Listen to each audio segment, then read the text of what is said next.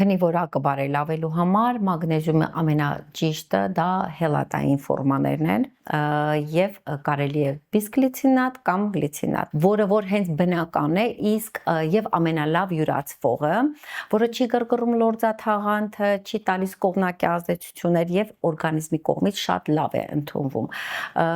Կարող ենք օգտագործել թեկուզ քնելուց 1 ժամ առաջ, կարող եք անմիջապես պառկելուց առաջ կամ 2 ժամ առաջ, կախված թե ինչպես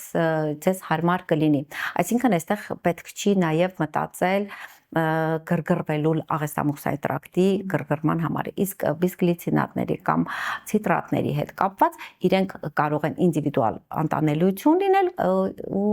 շատ ժամանակ օգտագործել նաև երեկոյան ընթրիքի ժամանակ։ Կարող եք վանայի մեջ լցնել ջուրը ձեզ հարմար ջերմաստիճանի, իհարկե թույլ չի տրվում արդեն սիրտը որ ընկղվի